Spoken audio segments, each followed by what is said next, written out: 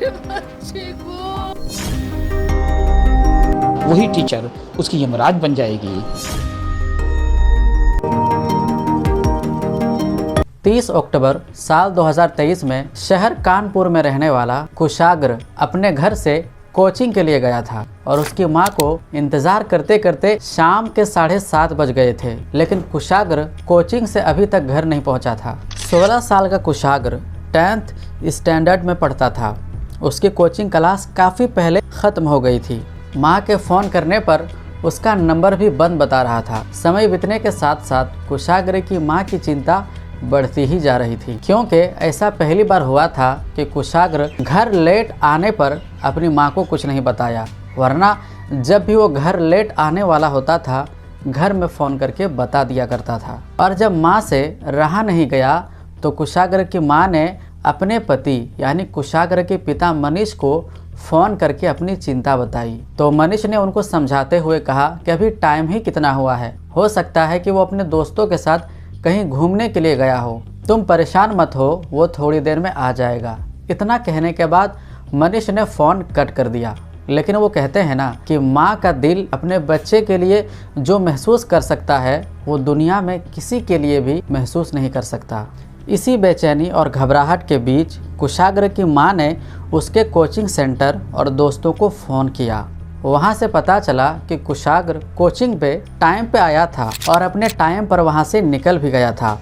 लेकिन कुशाग्र ना तो कोचिंग में था और ना ही अपने दोस्तों के साथ था। तो फिर कोचिंग से छूटने के बाद भी इतने घंटों बाद वो घर क्यों नहीं आया? तभी अचानक परेशान हाल में माँ की नज़र बालकनी में एक लेटर पर पड़ती है। उस लेटर को जब वो देखती है तो उनके पैरों तले ज़मीन खिसक जाती है, क्योंकि उसका बेटा कुशाग्र अब किडनैप हो चुका था और लेटर में किडनैपर द्वारा 30 लाख रुपये की फिरौती की मांग की गई थी।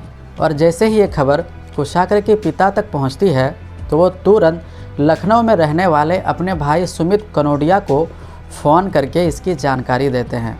कुशाग्र के पूरे परिवार में हड़कंप मच चुका था और लगभग 9:30 बजे तक कुशाग्र के चाचा सुमित कनोडिया और बाकी रिश्तेदार भी लखनऊ से अपने घर पहुंच जाते हैं। जो आपको स्क्रीन पर दिख रहा है ये वही लेटर है जो किडनैपर्स ने कुशाग्र के घर पर फेंका था।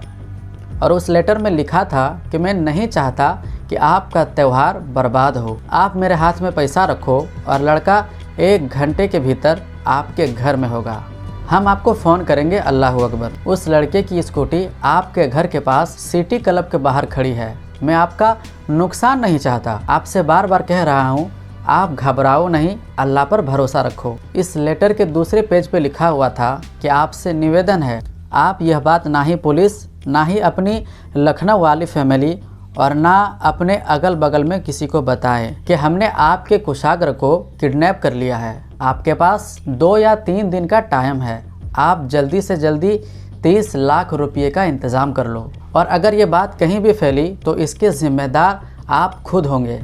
इसीलिए आप जल्दी से जल्दी 30 लाख रुपये का इंतज़ाम करो और 1 घंटे के भीतर अपने बेटे को अपने घर में पाओ और पैसे लेकर रात में 2 बजे कोका कोला चौराहे पर मिलो। जैसे ही पैसे मेरे हाथ में आएंगे उसके ठीक 1 घंटे के बाद आपका बेटा आपके घर में होगा। और पैसे की व्यवस्था जब हो जाए तो घर के चारों तरफ पूजन के झंडे लगा देना, मैं देख लूँगा और आपको फ़ोन करूँगा। और अगर आपने किसी तरह की भी कोई होशियारी करने की कोशिश की तो इसके ज़िम्मेदार आप खुद होंगे। मेरी नज़र आपके घर पर होगी, कोई भी बात बाहर पता चली तो आप ध्यान रखना और आप बिल्कुल भी मत घबराओ। आपका लड़का सही सलामत है और सही सलामत आपके घर पहुंच जाएगा, लेकिन इसकी ज़िम्मेदारी आपकी है कि आप किसी को ना बताएं। तो यही था वो लेटर जो किडनैपर्स ने भेजा था। और इसमें गौर करने वाली बात यह है कि किडनैपर ने एक ही लेटर में अल्लाह अकबर जो कि इस्लामिक शब्द है और पूजन वाले झंडे की बात भी की है, जिससे ये साफ पता चल रहा था कि वो इस केस के इन्वेस्टिगेशन को एक अलग ही एंगल दे रहा था। और लेकिन सोचने वाली बात यह भी थी कि लेटर के दूसरे पेज में लखनऊ की फैमिली का भी जिक्र किया गया था, जिससे ये तो साफ हो गया था कि किडनैपर घर का कोई करीबी ही है जो कि फैमिली के बारे में सब कुछ जानता है। इसके बाद कुशाग्र के घर वाले बिना वक्त गवाए पुलिस को खबर देते हैं। पुलिस अपनी जांच शुरू कर देते हैं। साथ ही घर वाले भी कुशाग्र की खोज में लग जाते हैं, क्योंकि वो लोग एक अपार्टमेंट में रहते थे। तो इसीलिए सबसे पहले वो लोग अपार्टमेंट के सिक्योरिटी गार्ड के पास जाते हैं और सिक्योरिटी गार्ड से पूछते हैं कि हमारे घर में ये लेटर कैसे आया और इसे कौन लेकर आया था। सिक्योरिटी गार्ड से मिली जानकारी का इस केस में सबसे अहम रोल था, क्योंकि वो गार्ड बताता है कि एक स्कूटी में एक लड़का मुंह पर रुमाल बांधे और अपने सर पर हेलमेट लगाए हुए आया था और उसने गार्ड से बोला कि ये लेटर मनीष कनौड़िया के घर में दे देना। गार्ड ने बताया कि मुझे कुछ अजीब लगा, तो मैंने उस लड़के से कहा कि ये लेटर तुम ही लेकर के जाओ और अपना रुमाल और हेलमेट उतार कर ही अंदर जाना। लेकिन जैसे ही वो लड़का बिल्डिंग के अंदर गया तो बिल्डिंग का सिक्योरिटी गार्ड स्कूटी के पास पहुंचता है। उसने देखा कि स्कूटी के आगे की नंबर प्लेट को ब्लैक पेंट से कवर किया गया है और पीछे की नंबर प्लेट पर भी कपड़ा बंधा हुआ था।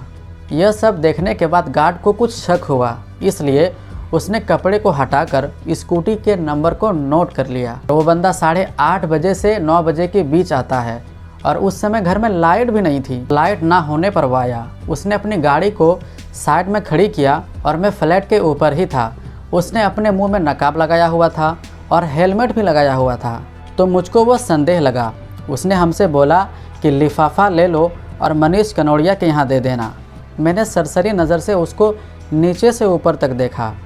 इसके बाद मैंने बोला कि आप ही दे के आओ, 2nd फ्लोर में रहते हैं। इसके बाद वो जाता है तो हमने कहा नकाब और अपना हेलमेट उतार करके रखो। इसके बाद गेट में एंट्री लेना और उसके स्कूटी का नंबर था UP 78 ED 2204। यही वो स्कूटी का नंबर था जो पुलिस को सिक्योरिटी गार्ड से मिला था। दोस्तों, वीडियो काफ़ी लंबी हो रही है। इसका पार्ट 2 अगर आप देखना चाहते हैं तो कमेंट सेक्शन में पार्ट 2 लिखें। तो मैं मिलता हूँ आपसे अगले वीडियो में। तब तक के लिए अपना और अपनों का ख्याल रखें।